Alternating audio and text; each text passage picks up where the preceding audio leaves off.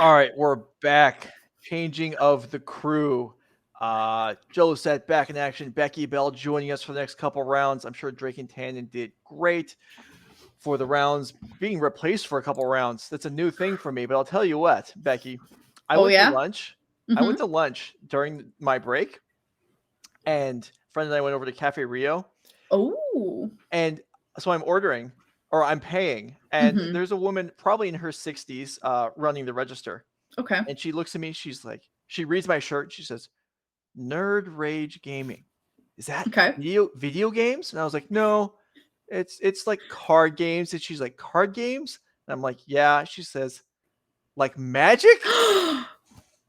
I was blown away. You're basically famous. That I mean, she didn't recognize me. She just That she doesn't matter. she just randomly assumed when I said card games that I was talking about Magic. Like that is so unlikely, I feel Wow. like. I mean, generally someone would think poker or Pokemon or, That's probably true, yeah. yeah, I was so surprised.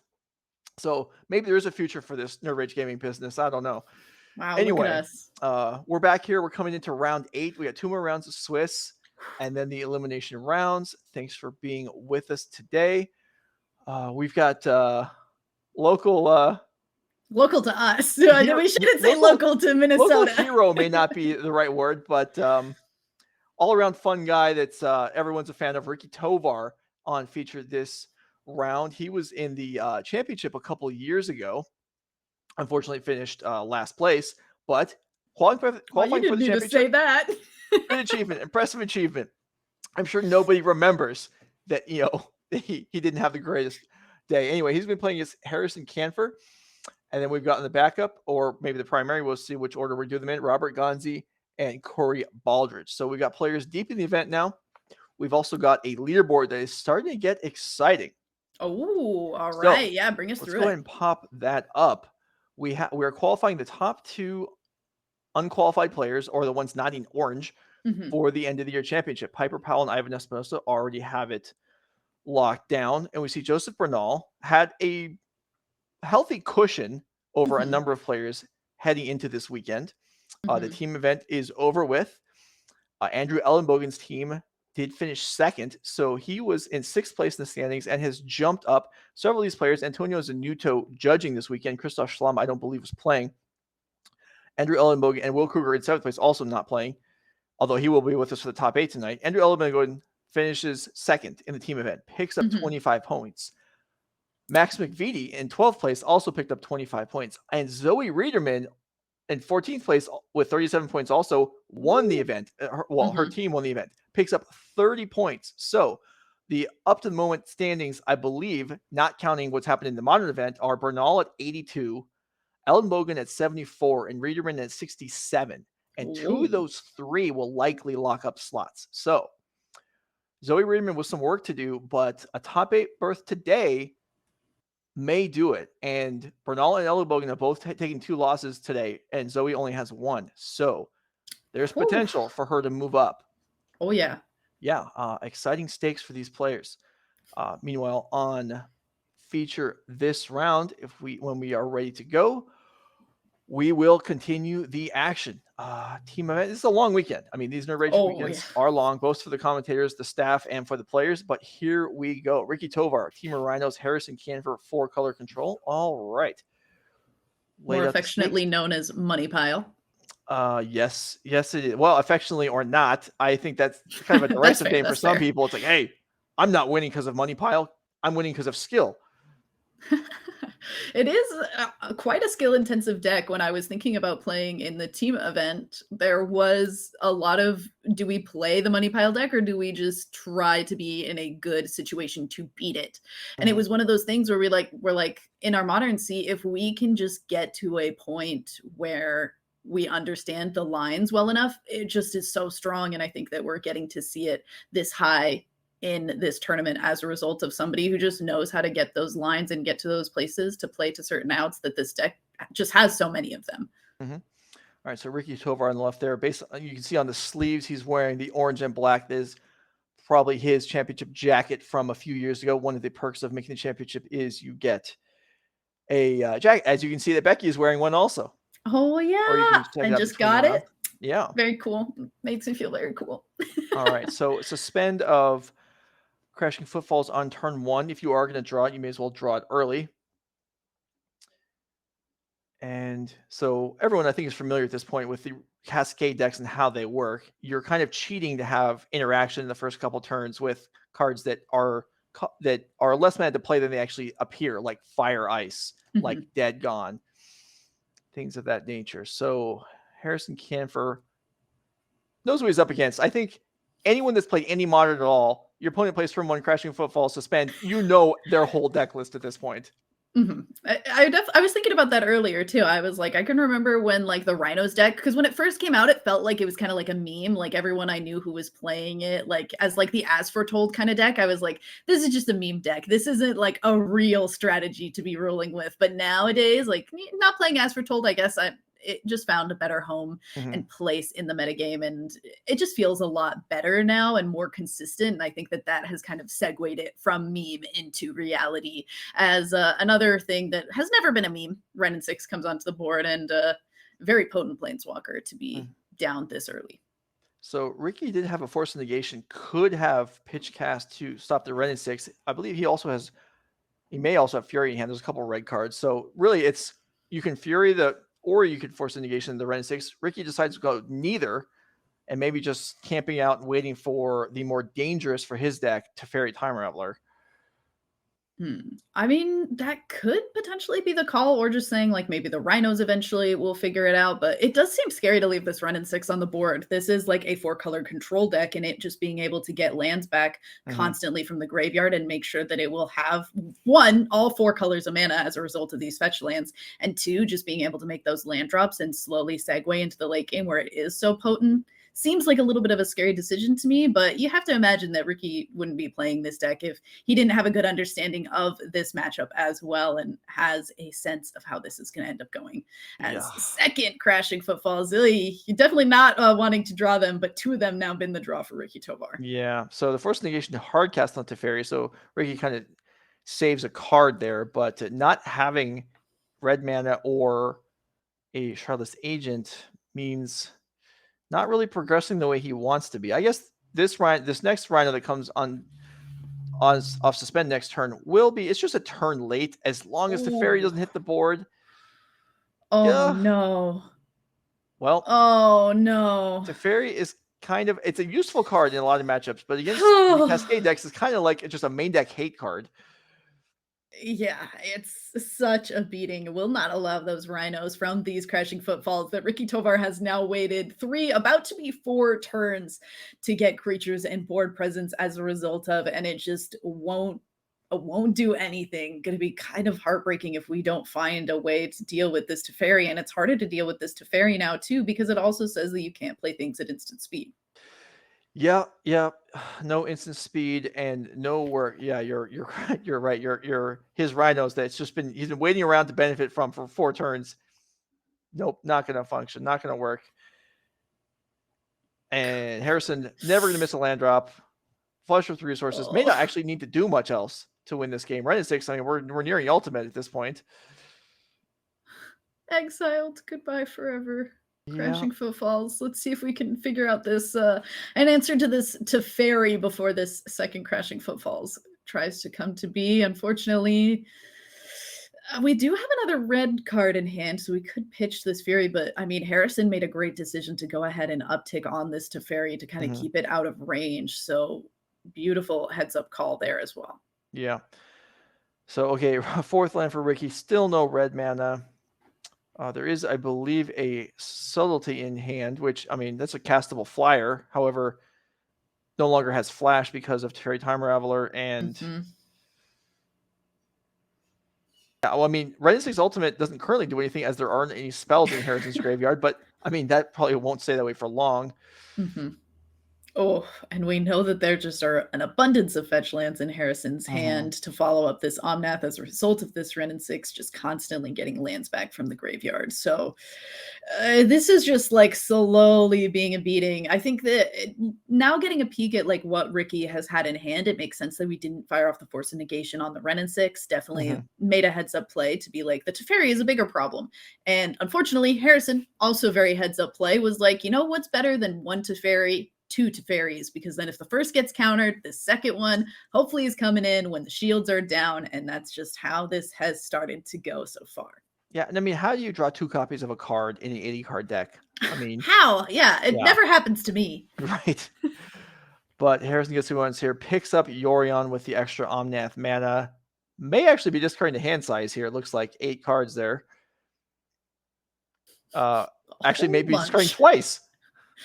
I mean, embarrassment of riches, I think, is what they say. And I think that's even more true when you're, 1, playing the money pile deck. 2, every single card in this is an alternate art foiled out. Almost. I guess that Wrenn and Six could have been something a little flashier. But other than that, everything else is looking to be expeditions, alternate arts, alternate borders, secret layers galore. Very beautiful, by the way. All right, so here is a Fury. Pitch cast to kill the Omnath. All right, well, that succeeds. So Ricky can claim that he made at least one positive play in this game. Yep, at least there's that. Unfortunately, I think it is just going to be a slow burn until, who knows, as that Wrenn and Six now is going to ultimate. So that retrace will be in effect. This Teferi still just sitting pretty, able to stay at a very high loyalty. And I guess that's why you don't feel too bad about your Wrenn and Six dying to ultimate. You get to just play another one. Again, embarrassment of riches coming out of Harrison's hand. That Wrenn and Six, that first Wrenn and Six died a hero. I mean, it didn't even die really. It just ascended. That's a good way to put it. Yeah, it emblemized. Yeah, I like the ascend too, because I feel like we almost got 10 lands back from our graveyard too, which were the ones going in play to give us ascended. All right, so loyalty boundless for Harrison Kanfer here. Still nothing to retrace, but maybe you can discard the hand size a few more times and put something in there. In the meantime, Ricky Tovar honorably battling this out, I guess, but with a Force of Negation and a subtlety in hand, not going to be contributing much to the like. If we were keeping a tally of spells cast in this game, Harrison would be leading by an insurmountable margin. Yeah, but it's still pretty low. Like we've cast 2 Teferis, 2 Wrenn and Six, and that's been pretty much it, right? That's true. So this Expressive Iteration and the Abundant Growth are like extra cherries on top, I guess. Expressive Iteration. Somebody made a tweet recently. I wish I could remember who it was so I could give him credit. So I guess if in chat somebody knows the tweet I'm talking about, where somebody was like, I can't believe that these 2 cards are the same mana cost and the same rarity. And it was Expressive Iteration next to Is It Charm. And I just felt pain. Nothing but pain. I mean, Is It Charm is, done solid work and discard. Yeah, you're right. It's ridiculous. And then Is It Charm was always compared to Faithless Looting, and it was never as good as that either. But Is It Charm is versatile. You pay a premium for versatility. In this case, you could kill a Deathrite Shaman. You could kill an Eidolon. Here is an Otawara for Ricky. Ricky actually still doesn't cast a spell, but he does channel a land to get this Teferi off the board. And if Harrison has 1 counter in hand, then he has 10. So all right. It's going to be tough. Yes, we're going to get some rhinos, maybe. Oh, and Harrison's going to discard a hand size again. Another victory for Ricky Tovar. Yeah, before you get to make some rhinos, I got to discard the hand size. My bad. Hold up a sec. Because I got some extra game actions to make, as if I haven't made enough compared to you already this game. Oh, yeah, and if you're getting rid of a Boseiju. Discards opposed 2 lands. Harrison discards 2 copies of Expressive Iteration here. I don't know. I think some people might question his choice. 3 discards. Oof. My goodness. I mean, but I get my rhinos this time. Ricky says, yeah, you get the rhinos this time. All right, and the draws. Oh, we have a force of negation this time too, so we can hopefully be able to answer on the crackback. Yeah, 8 damage on the board. Attacking Wrenn or attacking Harrison. We'll see in a moment. Oh, we have a fire, or we have a dead gone in hand, it looked like. It said passes. What? Wait. Okay. The Rhinos don't have haste, yeah? Oh, you're correct. Yeah, I'm suspend sorry. things if their creatures gain haste, but the tokens themselves don't have haste. Right. No, you're right. I it's been waiting so long. I assume. I know. Yeah. I did the same thing for a moment. I was like, nice, and we're gonna kill this Wrenn and Six too. And then I also had the moment where I was like, wait, we're not, because these can't attack yet. They have to sit there menacingly on the board for an extra turn and hopefully cross our fingers if we're Ricky Tovar fans live. Unfortunately, at least one of them will not live as Solitude comes down onto the board. Hard cast. All right, Solitude takes that one token. We know there's Teferi Time Raveler in hand as it just got bounced to take out the other token if it resolves. Ricky does have counter magic. If Harrison has counter magic of his own, the game is pretty much over. If he doesn't, the game is pretty much over, but we'll see. Beautifully summed up. Put up more of a fight here. All right, here's at least a start to that fight. That Teferi that we know about. Force of negationed. Force of negated. Force of... Okay, Force of negationed. We're going to stick with that. Omnath, number 2 on the board. All right, Wrenn and Six, recur a fetch land. Harrison still hasn't found much to do with the graveyard aside from that one iteration, which he can cast whenever he feels like at the cost of 2 mana and a land from hand. Which with the second Wrenn and Six in play is so easy to get those lands into hand. Yeah. So this Wrenn and Six is so much worse than the first one though, because I mean, you're not gonna you don't need 2 emblems. Oh, I mean, sure. But you need the first one to fuel the emblem from. You need the second one to fuel the emblem from the first one. All right. So while Harrison is, finding the right way to just bury Ricky Tovar here, and Yorion might do it. What's a planeswalker where 2 emblems was actually beneficial, and this game is done? Liliana, the Last Hope. All right, good one. That's actually a really good one to have in multiples because I'm pretty sure they do multiply each other. Yeah, that would get out of control. Well, basically instantaneously. Good answer. I would have had to think about it and probably not come up with anything. So that was a good answer. All right. So Ricky Tovar's deck list was paper submitted, so we don't have his deck list programmed in, but we do have one for Harrison Kanfer. So let's go ahead and take a look. All right. And only half of it fits on here anyway. Well, we got most of the relevant cards. Just a few lands are missing. So, well, I know there's actually a couple cards on here that stand out. Okay, go for it. Well, Deputy Detention, we do not see every day. True. It does make sense, though, with the 4 copies of Eladamri's Call, so it is starting to kind of fall into, you've talked a lot about it today, as well as Drake and Tannen as well. I've talked about these kind of like toolboxy cards. The thing that I want to mention, that the moment that I pulled up this deck list, and I was just like kind of ecstatic about talking about cards from that Eldritch set, Emrakul, the Promised End. Yeah. Not even worrying about putting it in the sideboard anymore. It's just going to be main board. Let's have some crazy game ones. I love saying that. And I love, again, if you have the Eladamri's Call, just like you're an 80 card deck, play those toolboxy cards. Let's have some fun. Let's have some crazy games. Emrakul, main board. Let's go. Yeah, I mean, that has to come in handy in the mirrors. And certainly Harrison would have expected there to be a fair number of those in the event. And yeah, I say that I knew that you were excited about that one, so I called it Deputy Detention, and I just left it for you.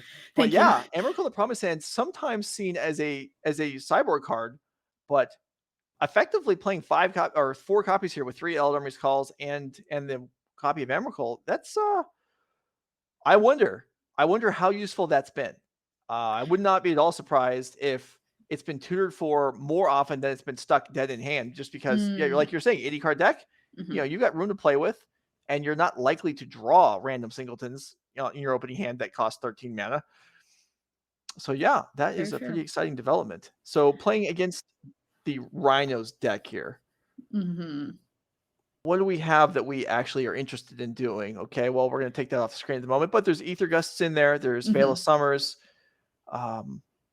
Veil make is sure that you can get those Teferis into play, because we Yeah. saw that basically that second Teferi that got to resolve pretty much won Harrison that game. Yeah, it did.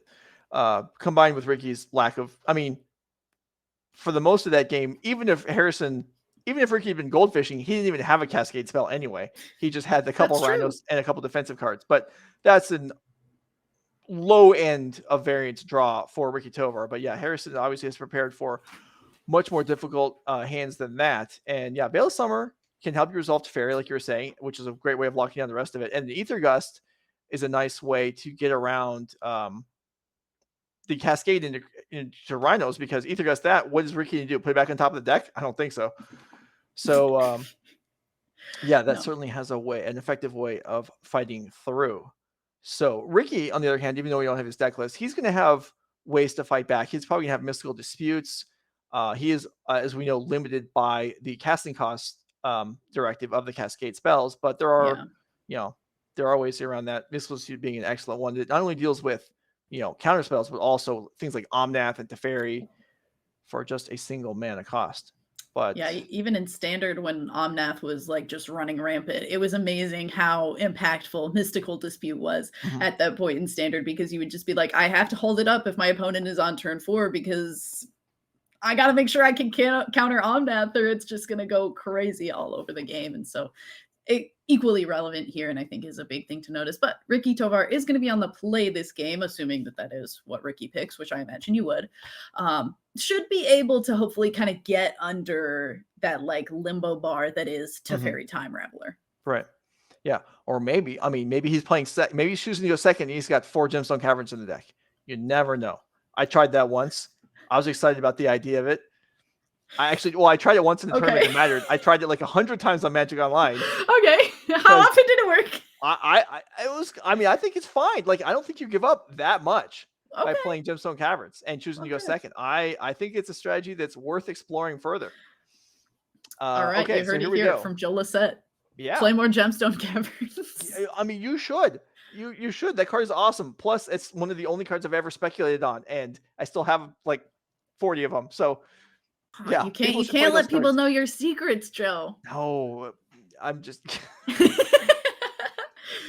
40 isn't that many. I don't think you're hurting from owning 40 copies of Gem. No, maybe you are. I don't know. No, and they were like $1.10 when I bought them. Oh yeah, see, that's not. They've got to be worth more than that now, right? They have to be.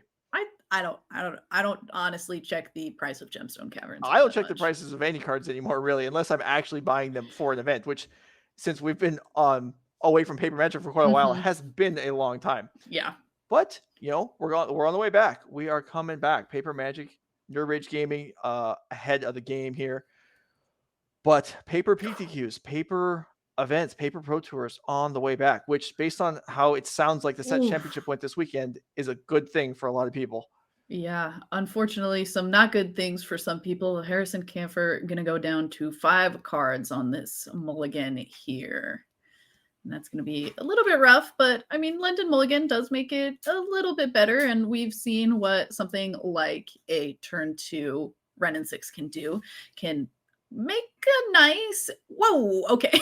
Yes. Well, let me finish this thought. Jola said cashes in again. Our production just looked up the cost of Gemstone Caverns and showed us that a Gemstone Cavern is $38 each. So yeah, all right. If you bought it for $1 each, you're looking buddy. Pretty. That was the first. The first. I'm so sorry. Our production just went better than crypto. The first Players Championship, the first Star City Players Championship, the day before, when we went to visit the store and see everything, I bought out this. I was like, "How many Gemstone Caverns do you guys have?" They're like 40 something. I'm like, "I'll take all of them." All of them.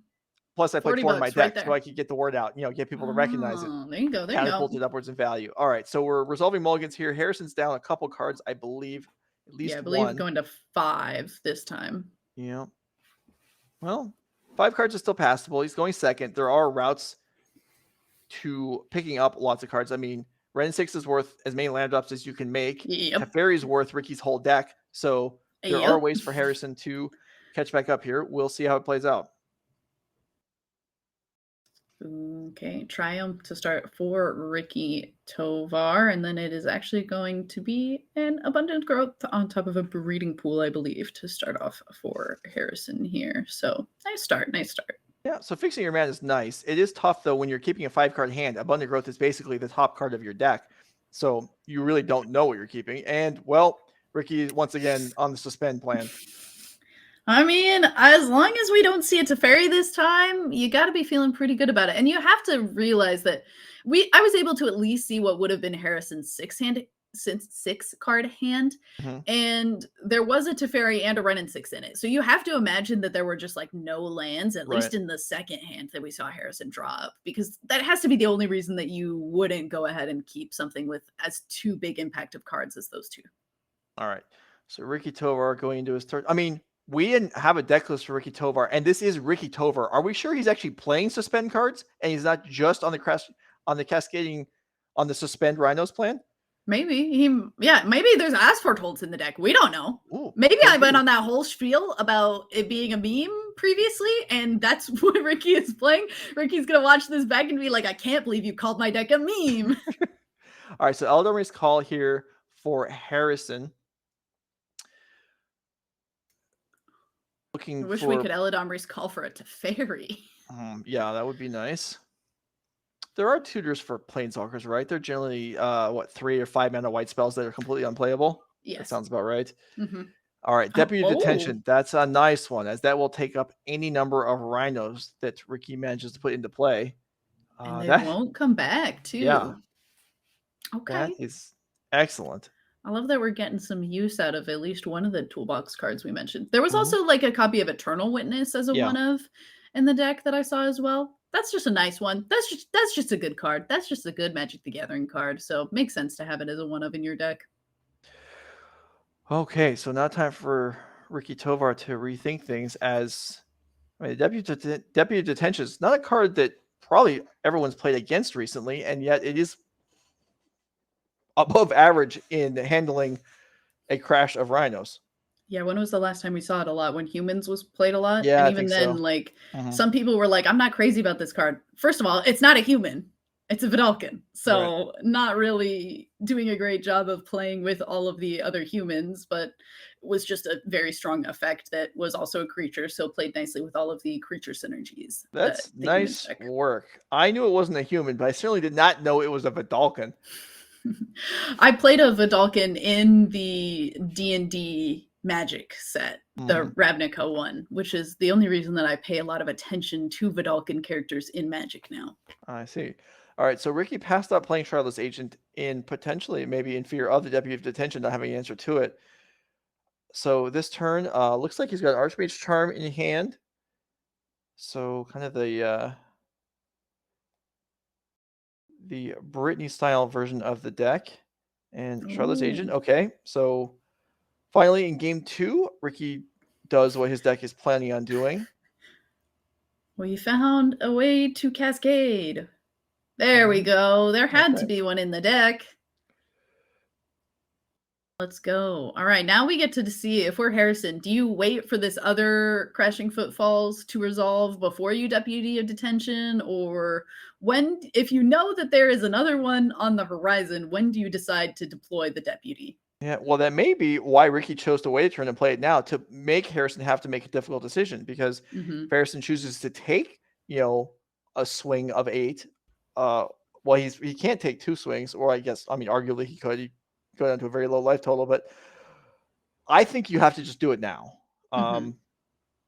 We'll see what Harrison decides. But also, I don't remember if Harrison had Ephemerates in his deck list or not. I think he probably does not look like it. Oh, there's 2 copies of it. Okay, so 2 but copies. But only 2 in an 80-card deck, which if you're me, means you never draw them. That is That's an Ice-Fang Coatl. It's a nice little buffer for at least one of these attacking Rhinos. Unfortunately, they do have trample, but you will at least make sure that you won't have one coming at you twice. Right. Well, maybe. Well, there's not 2. They're not 3. Does it count itself? Yet. 3 other snow permanents. All right, so we need 1 other snow permanent to make this Ice-Fang Coatl have Death Touch.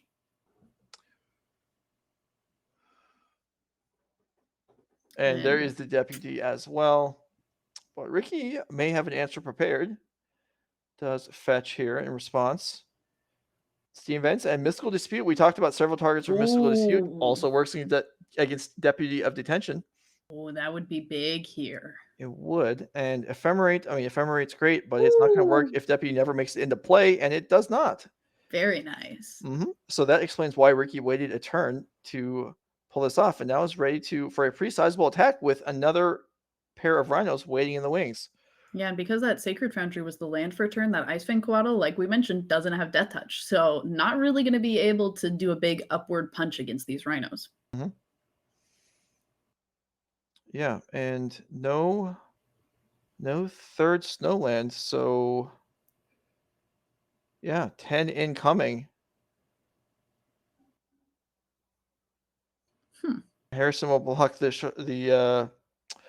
Shardless Agent, Ephemerate the Coatl, so that'll block 2 damage as the Shardless does not trample and net a card, in fact, another card on upkeep. Yeah, we see Ricky was ready to put that Shardless Agent in the graveyard too. Thankfully, Harrison's being like, no, Ice-Fang Coatl doesn't have Death Touch. So yeah, not only does not have Death Touch, it actually didn't do any damage either because it got ephemerated. So Ricky slightly misread that situation, but it works out solidly in his favor, and Harrison drops down to 6. And we know Ricky's got Archmage Charm in hand, so more answers, and he may be in position to force a game 3 here. Archmage Charm, and it looks like 2 Furies as well. So that Ice-Fang Coatl maybe not going to do any blocking next turn if we just say that we don't want it to. And potentially even some more creatures as well. Ooh, Omnath. If we... Ooh... Yeah, Archmage Charm should draw cards, I think. I don't think there's going to be an answer to this. Harrison, the life totals are accurate, is dead on the board if that Omnath doesn't make it in. With only one more land drop to play. Yep, that's going to do it. Ricky is going to tie up this match. So certainly we had some fun at Ricky's expense here, but he did play well that game, timed out his spells, saw the Deputy of Detention, was like, I need to wait a turn, did so, and executed. So good for him. And now Harrison. Can Harrison win on the play?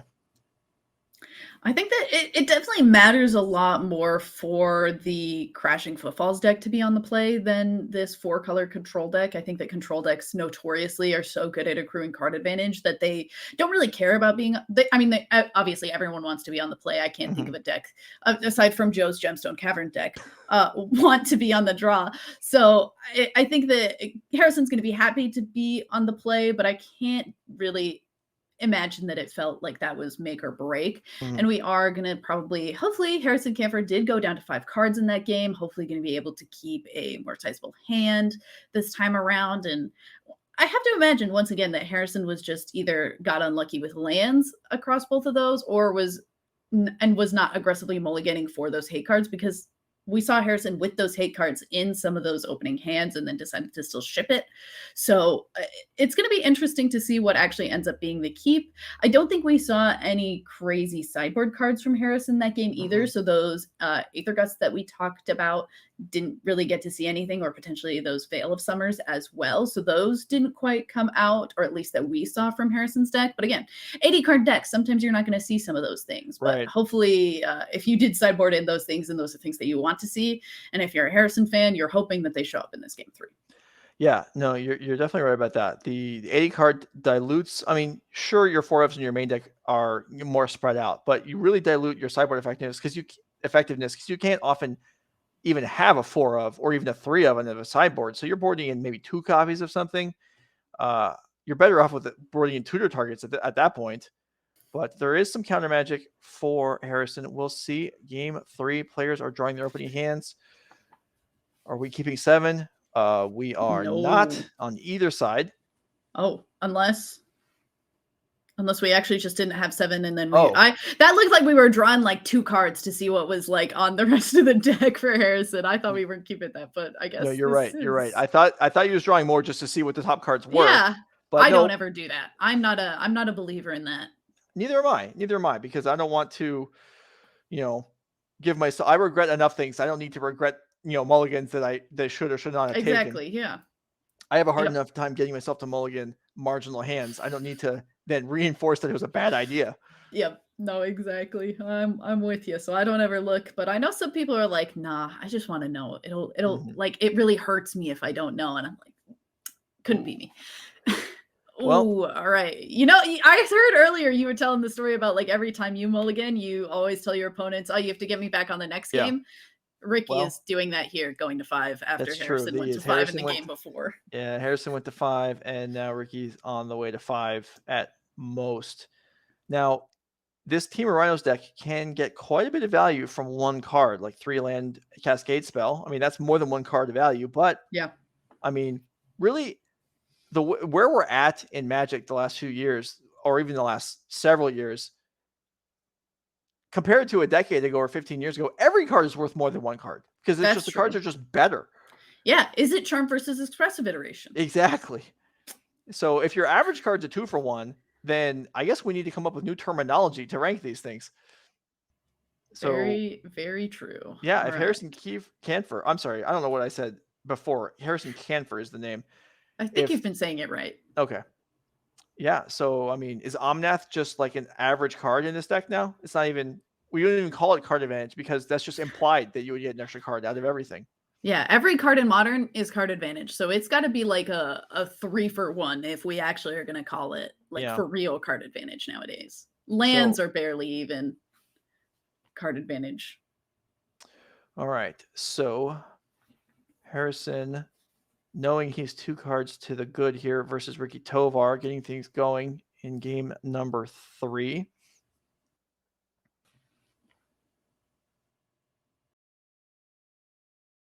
Yeah, nicely fetched a Triome off of that Flooded Strand, making sure that we're as good for colors as we can be in this 4-color deck to start off for Harrison. Ricky, also going to kind of follow up with the same idea. Triome's pretty nice. Like having all my colors. Let's go for it. Yeah. So we were just informed that Zoe Reederman lost this round. So our speculation is that the 2 players that will qualify for the championship from season 1 are Andrew Ellenbogen and Joseph Bernal. So congratulations to them. We think we'll see the final in probably a few hours, but that is what we think will happen. So land drops continuing to be made here. No plays for either side, which is the way the Rhinos deck is supposed to be. Ricky finally manages to not have anything to suspend in the early turns. Yeah, going to save those Crashing Footfalls in the deck for those Cascade spells.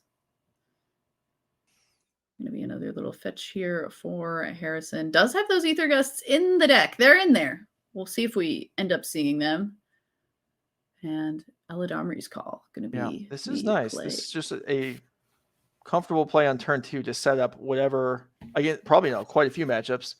In this case, finding Deputy Detention. There we go. And if you're playing against Burn, maybe you're getting Omnath or Solitude, but Deputy Detention is the card of choice for this matchup.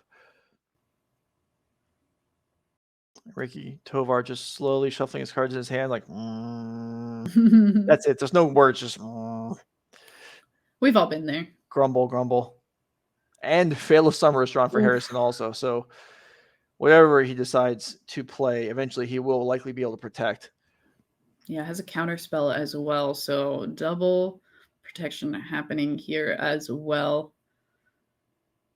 As long as we're able to make these land drops, and at least good for this turn. It looked like we were kind of deciding between 1 or 2 different land drops there, but ultimately just going to go here and go into Ricky Tovar's turn. Will we finally see some cascading? Oh. All right. Well, we're going to have an ice here to tap down a land, which will at least prevent Harrison from having multiple points of interaction on the next turn. This can be stopped by Veil of Summer if Harrison so chooses. That seems kind of like a 1-for-1 trade, unless you're like desperate to draw the card. I think it really depends on like if you're thinking that Ricky is doing this to draw the card off of ice and you're also thinking the card in you want another card in hand. that has to kind of be the thought process. Does go for that snow-covered forest and is going to Veil of Summer. So not having to tap the Katria Triome, and instead we'll have this forest tapped. And Right. I think now we're asking if it does stop the draw from ice or if that is a separate wording. Oh, it will definitely stop it. So, yeah, Ricky getting blown up here in a 2-for-1. So I guess we're saying a typical play and just an average value for the card. For Average. Veil of Summer can do a lot of very ridiculous things. Yeah, but here it's just a 1-for-1. That's kind of a 2-for-1 because you're stopping your opponent's card and you're drawing a card. Average value. All right, so a judge being consulted there, I guess, to determine whether Ricky gets to draw a card or not. He does not. If you're ever unsure, always call a judge. Yeah, there could be some confusion because and there's Ricky back to his tricks, spending another Rhinos. So just not the best draws for Ricky here. Multi 5 and then drawing Crashing Rhinos is unfortunate. That looks like 2 lands and a subtlety in hand. The way there may be confusion there is because for example, a cantrip counterspell like Cryptic Command that gets stopped by a Veil of Summer does still draw a card. Yeah. But on a targeted permanent, you do not. And the difference is because the spell becomes uncounterable, the permanents become hexproof, which determines whether or not the ice or Cryptic Command would actually resolve or not. It looks like it is going to be that Expressive Iteration followed up by Abundant Growth to draw a card. We are pretty sure that there's a land, in Harrison's hand that was not played last turn, so that Misty Rainforest is going to be able to come into play here. And I think that Harrison's got to be feeling pretty good, happy to play things at sorcery speed, not really worried at the speed that Ricky is going at. Yeah, and Ricky has to feel a little glum about his chances of coming back this game, but you're in the chair, you still have to try. And thinking about a forest is going to change his mind. Find a different land.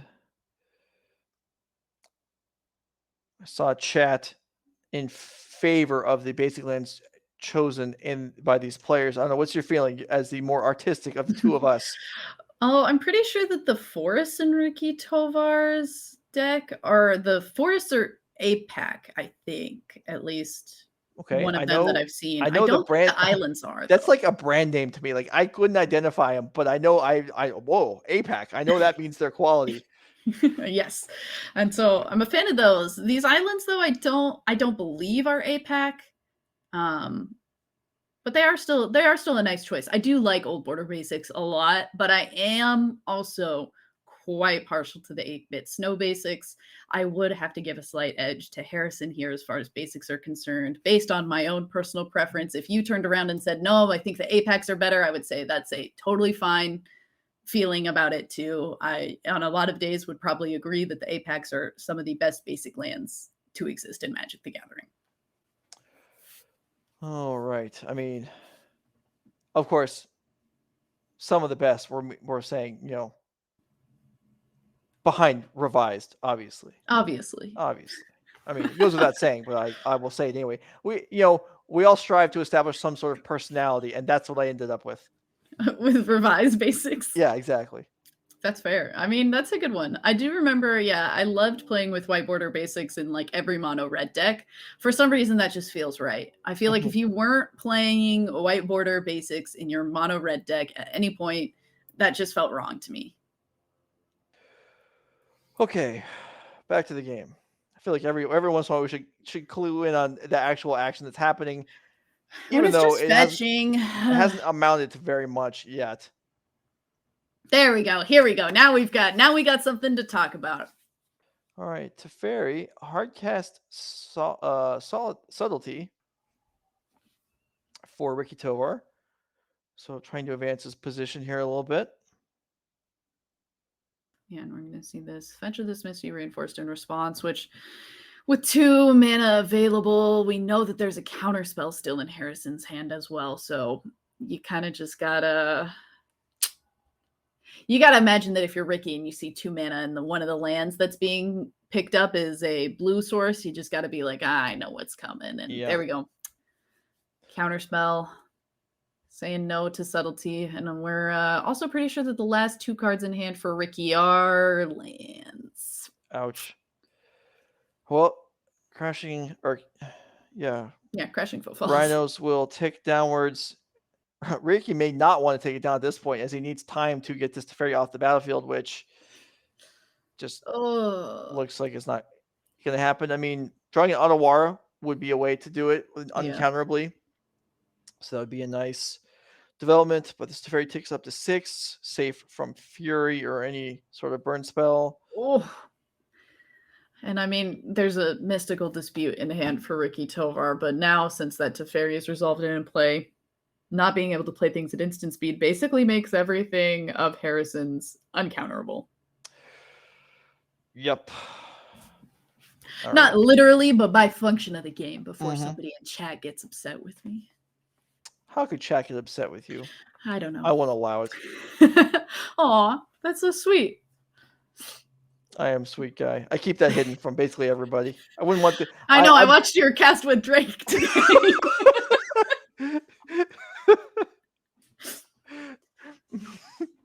All right, so second abundant growth for Harrison. And Ricky draws a Dead Gone, which, I mean, could bounce Omnath, I guess. Yeah, it, I mean, at least that slows things down a little bit, but we're wishing that there was a way to get rid of this Teferi somehow. We wish that could have been an Otawara, so we could have at least had some 4/4s in play to fight against the Omnath in a different way, but this Teferi is just going to really lock up this game in a way that is going to be kind of reminiscent of that first game. I mean, I don't know if you're thankful that there isn't a Wrenn and Six ticking down / up at the exact same time, but also knowing that your opponent has, 7+ cards in hand doesn't make you feel much better. Yeah. Yeah, this is a spot where, as much as it may go against the traditions of Magic, the Arena Alchemy errated version of Teferi would be... would it be a little more fair here? Would it make much of a difference? Yes, it would. It would at least allow the Rhinos to come on suspended, right? Because I believe it limits you just playing spells on your own turn, but you can play them not sorcery speed. So, yeah, I don't know. I have mixed feelings on the alchemy errating of older cards, but in this case, it did make Teferi a little more reasonable. Yeah, I definitely agree. But I mean, I liked most of the alchemy erratas. I think overall I've been happy with how they've changed a lot of the cards. And of course, like, they didn't really change the cards. They changed them in a singular format. But I definitely like Goldspan Dragon a lot more in alchemy. If people have watched me cast for a long time, especially standard, you would know that I absolutely loathe the Goldspan Dragon. You know what I like about Goldspan Dragon? I think the arena effect. You like its wings. And the wings. Oh, it's so cool. It is very cool. Yeah. You know what else is cool? When you have Eladamri's Call and you get to get your one of Eternal Witness and just make sure that regardless of whatever your Temur Rhinos opponent is going to do, you will be able to lock that game up alongside your buddy Teferi Time Raveler. Yeah. So Harrison Kanfer defeats Ricky Tovar in, well, one of the games was somewhat competitive, despite Harrison being on 5 cards, and Ricky did take that one down, but Harrison easily handles Ricky in the other 2 games and does pick up the match.